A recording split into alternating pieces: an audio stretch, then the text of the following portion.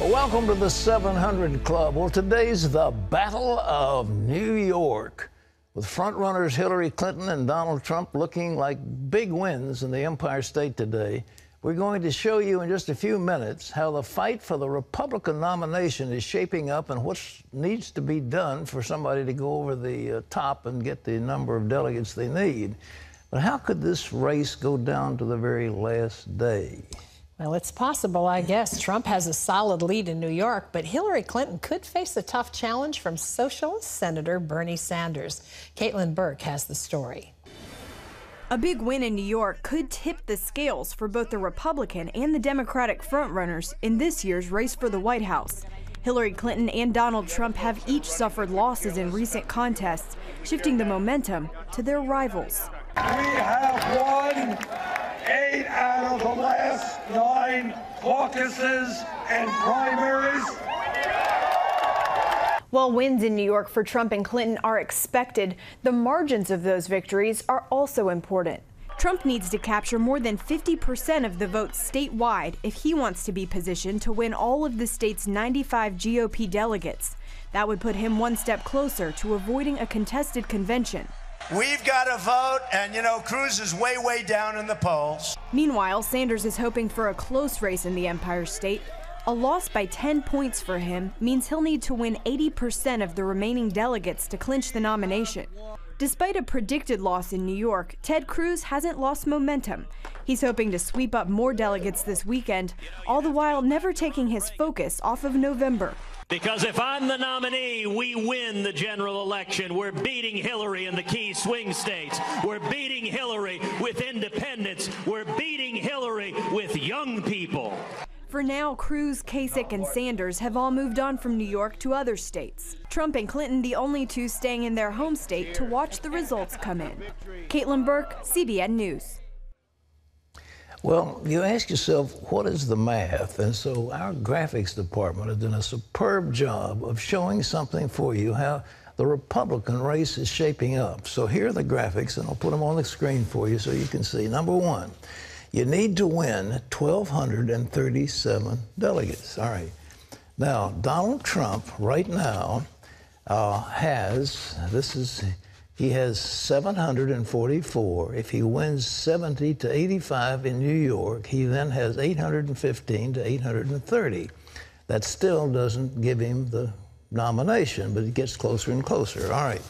Then he would need around 400 to 420 to finish the nomination battle. All right. Now, here's the deal.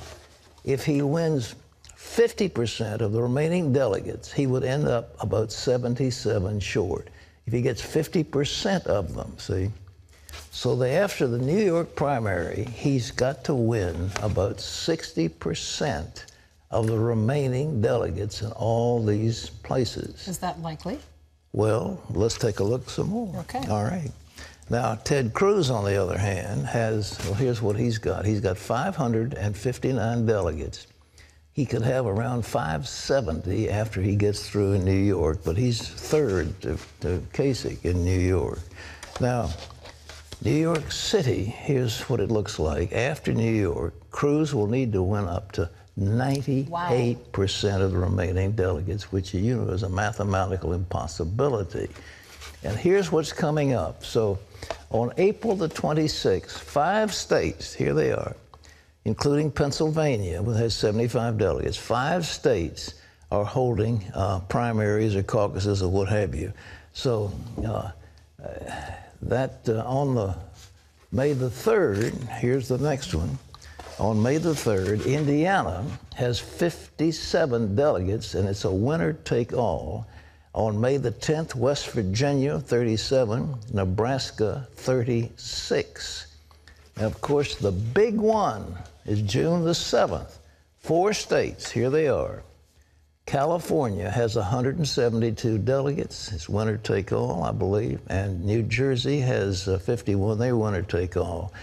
And that's what'll happen. So if Trump gets 60% of all the remaining delegates, he will still be about 75 delegates short of the prize. So what happens after that? Well, it remains to be seen, but it'll be interesting to see how the country responds to all of this. I mean, certainly if there's one thing this election has done, it's helped people to have a better understanding of this whole delegate issue. The number of people coming out for Republican primaries has been huge. They're way, way ahead in numbers of what they've had in the past. On the other hand, Trump has about a 65% negative, especially with women. Some of them is higher than that. So the negatives, the Democrats are licking their chops saying, well, we can beat him badly. And in matchups against Sanders or Clinton, Trump loses. But Cruz says he's winning, and that's not what the polls show. But there's one who seems to be able to beat them, and the other one is John Kasich, who's still hanging in the race. He's only won Ohio, but nevertheless, once that becomes an open convention, you see these delegates are only pledged, and in many of the states in here, they only pledge for one ballot. After the first ballot, they're free to vote for anybody they want to. That's why Cruz is trying to get a slate of delegates pledged to him regardless of the vote. So after the first vote, these are now Cruz delegates, so that's what he's hoping for. So there's a lot of stuff going on behind the scenes. Of course, Trump is saying it's rigged and it's crooked and so forth. Well, it's not. That's the way they've had it for years. There's nothing new about it. Well, we've all known what it is. I've known what it is, and you just learn to work with the system. Cruz is working it magnificently. Trump has taken the big picture. He's sucking up the delegates, but in terms of some of this infighting, he's losing. Well, we'll see what happens. But whether he's the art of the deal, can he make deals coming out? But we'll see. But in any event, that's the way it looks. Yeah, well, more to come. More to come. But think of that. After he's won 60% of all the remaining delegates, he'll still be about 75 delegates short. So it's a question of who he can get into his camp. Well, in other news, terrorists have struck again in Jerusalem, this time with a bombing on a bus. John Jessup has that story. That's right, Pat. Israeli Prime Minister Benjamin Netanyahu vowed to hold responsible the people behind Monday's bombing. That attack injured at least 20 people and destroyed 2 buses. And it comes against the backdrop of a wave of Palestinian attacks in the last 7 months, mostly stabbings, shootings, and using cars as weapons. Chris Mitchell brings us the story from Jerusalem. Moments after the explosion, police and emergency medical teams rushed to the scene of the attack. We're about 100 yards or so from the incident that took place, where one Jerusalem bus exploded and set a second bus nearby on fire. It took Jerusalem police time to determine exactly what happened. The facts are, there was an explosive device that went off inside a bus, and there are wounded people. There are many other subjects we need to investigate. I imagine that within half an hour, maybe more, we'll be able to definitely identify who laid down the device, who's behind it. We're hearing all sorts of claims of responsibility by groups for this incident. The attack represents the first bus bombing in Jerusalem in more than 10 years. One of the last ones, marked by this memorial, took place here in 2004. At the time, Palestinian terrorists frequently targeted buses, and Israelis hope Monday's attack won't be the beginning of a new wave of terror attacks against those buses. The attack also came as Israelis are preparing for the Feast of Passover. Meanwhile, Palestinians in Gaza passed out candy celebrating the attack. The Popular Front for the Liberation of Palestine called it a positive and important development of the Intifada. Chris Mitchell, CBN News, Jerusalem. Thanks, Chris. Here at home, Houston is being pounded by dangerously heavy rain that just won't let up. Storms already dumped more than a foot of water, flooding homes and major highways and cutting the power to thousands of homes. The 20-inch downpour was deadly for drivers. At least 5 bodies were found in submerged vehicles. One daring escape was captured in a live news report from the local ABC affiliate. Gotta get out. What can I do? Swim. Please remember the easy phrase, turn around, don't drown. Stay out of the rising water. More rain is expected over the next few days. The downpours won't be as heavy, but flood warnings and watches remain in effect for much of southern Texas. Pat? Well, they said they were having a drought, but that's a joke now. They talk about rain of biblical proportions. And that flooding has been really devastating to Texas. They needed water, but they sure didn't need that much.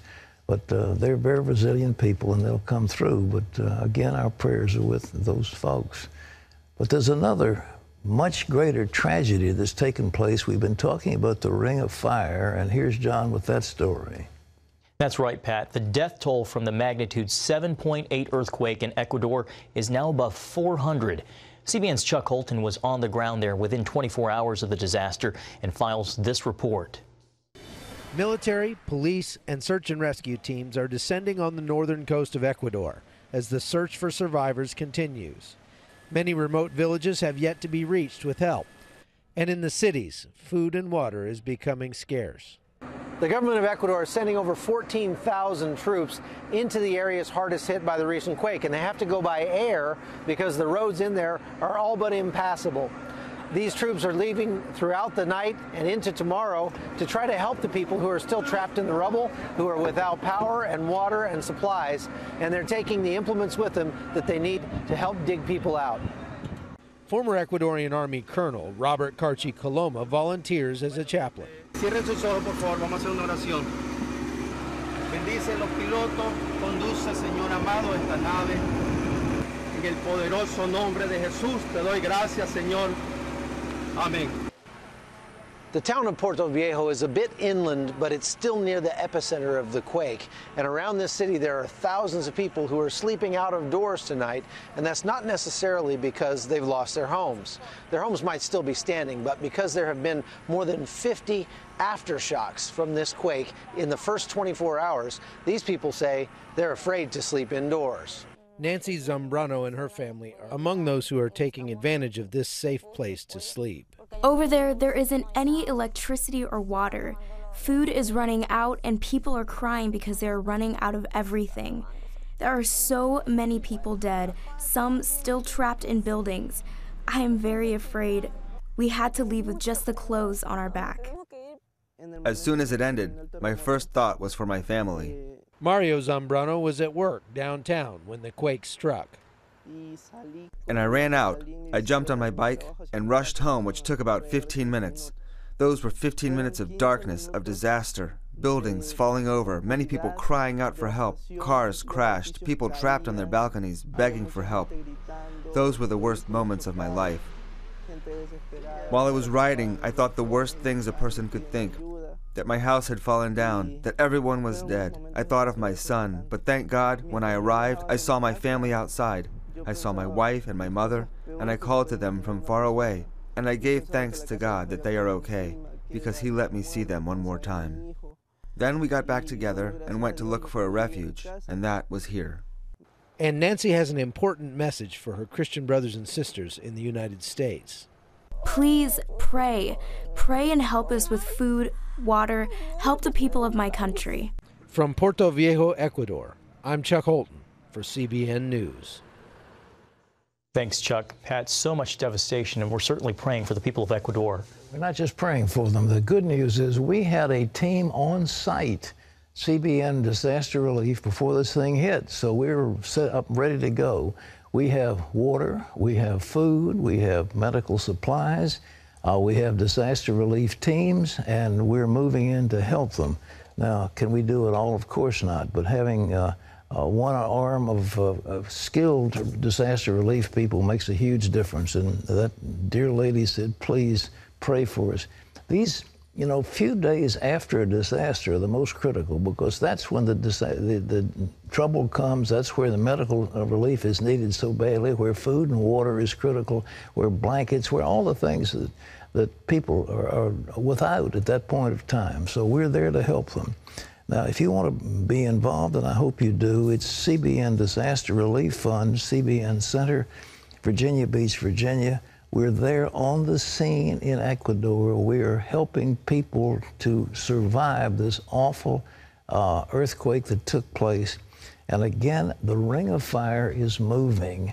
I was reading something yesterday, and we'll have a story maybe next week, about Yellowstone Park. Do you realize the greatest magma deposit in the world is in Yellowstone Park?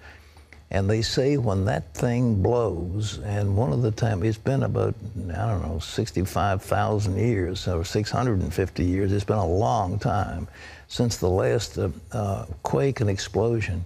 But if it exploded, they say that the magna would be 240 cubic miles of debris that would be launched out of Yellowstone Park.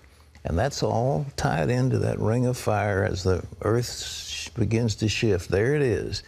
And we talk about it a lot, but that's where the plates, the Pacific Plate, the North American Plate, the various other plates meet together. And this Earth we live on, it floats on an ocean of magma, of you know, molten metal. And if the crust cracks, then all of a sudden you've got not only earthquakes, but volcanoes, and that can happen. So we want to help those in Ecuador, but remember, there'll be more. This is not the end. This is just the start.